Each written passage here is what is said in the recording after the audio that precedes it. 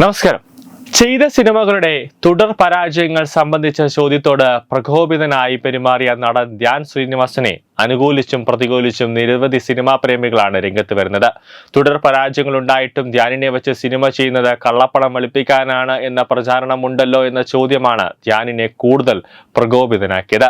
ധ്യാനിന്റെ പ്രതികരണം നിമിഷ നേരങ്ങൾക്കുള്ളിൽ തന്നെ വൈറലായി മാറുകയും ചെയ്തു. അതേസമയം എന്തെങ്കിലും ചെമ്പ് തെളിയുമെന്ന് കരുതിയിരുന്നു.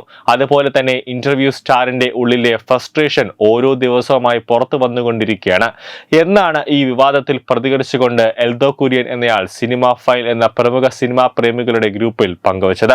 എല്ലാവരെയും വിധിക്കാൻ ലൈസൻസ് ഉണ്ട് എന്നാണ് ധ്യാനിന്റെ വിചാരം. മറ്റുള്ളവരുടെ എല്ലാ പ്രവൃത്തികൾ താൻ വരയ്ക്കുന്ന വൃത്തത്തിനുള്ളിൽ മാത്രം ഒതുങ്ങണം, അല്ലെങ്കിൽ അവരെയെല്ലാം കയറി അങ്ങ് കീറി മുറിച്ചു കളയും. തമാശ എന്ന ലൈനിൽ പുള്ളിയുടെ ഉള്ളിലെ ഫ്രസ്ട്രേഷനാണ് ഛർദ്ദിച്ചു വെക്കുന്നതെന്നും അദ്ദേഹം പറയുന്നു.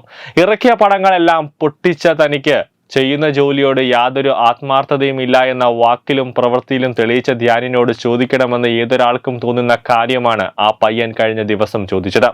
അപ്പോഴേക്കും കുരുപൊട്ടിയ ധ്യാൻ ചോദ്യകർത്താവിനെ രൂക്ഷമായ ഭാഷയിൽ ആക്രമിച്ച് കോർണർ ചെയ്തു. ഇപ്പോൾ കൂടെയിരിക്കുന്ന പിഷാരടിയും വ്യക്തിപരമായി ആക്രമിച്ചു. സ്കോർ ചെയ്യാൻ നോക്കുമായിരുന്നു ധ്യാൻ അപ്പോൾ ചെയ്തത്. അതായത് ധ്യാനൊക്കെ എല്ലാവരെയും രസിപ്പിച്ച് ഇൻവോൾവ് ചെയ്ത് മറ്റുള്ളവർക്ക് സ്പേസ് കൊടുത്ത് സംസാരിക്കുന്ന ആളാണ്. എന്നാൽ പിഷാരടി അങ്ങനെയല്ല. എന്ത് പറഞ്ഞ് സ്കോർ ചെയ്യും എന്നാണ് പിഷാരടി ആലോചിക്കുന്നതെന്ന് എന്നാണ് ധ്യാൻ പറഞ്ഞത്.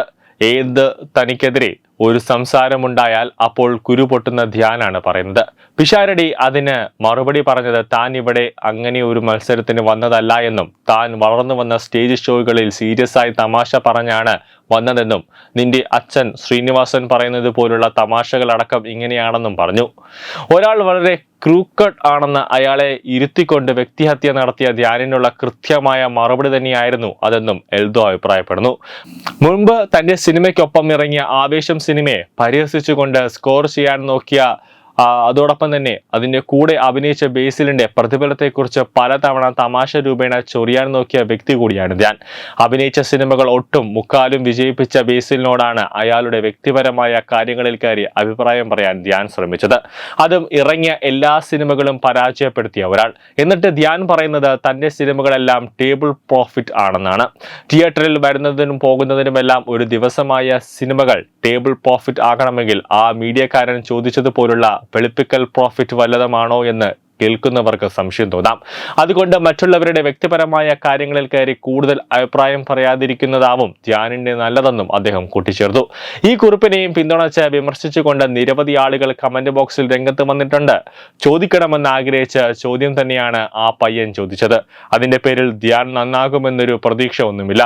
പക്ഷേ വർഷത്തിൽ എല്ലാ സിനിമയും മോശം ചെയ്യുന്ന നടൻ മലയാള സിനിമയുടെ ഈ ഗോൾഡൻ സമയത്ത് ഒരു നാണക്കേട് തന്നെയാണ്. ഓൺലൈൻ വൈബിറ്റ് പ്രൊമോട്ട് ചെയ്ത് ന്യായീകരിക്കുമ്പോൾ തന്നെ തോന്നി എന്തുമാത്രം വൃത്തികെട്ട മനുഷ്യനാണെന്ന്. ആളുകൾ നശിച്ചാലും കുഴപ്പമില്ല, എനിക്ക് കാശുണ്ടാക്കണമെന്നാണ് ലൈൻ രവി തരംഗൻ എന്ന പ്രൊഫൈലിൽ കുറിച്ചു. അതേസമയം ഒറ്റ ഉത്തരം, നീ അയാളുടെ പണം സൗകര്യമുണ്ടെങ്കിൽ കണ്ടാൽ മതി. അതുപോലെ നിനക്ക് ഇഷ്ടമുള്ള ചോദ്യം അയാളോട് ചോദിക്കുവാണെങ്കിൽ അയാൾക്ക് ഇഷ്ടമുള്ള ഉത്തരം കേൾക്കേണ്ടി വരും. നിനക്ക് വേണേൽ ഒരു കാര്യം ചെയ്യാം, അയാളെ വെച്ചൊരു തട്ടിക്കൂട്ട് പടം ചെയ്യാം എന്നിങ്ങനെയാണ് ഫേസ്ബുക്കിന്റെ താഴെ വരുന്ന കമന്റുകൾ. News desk reload.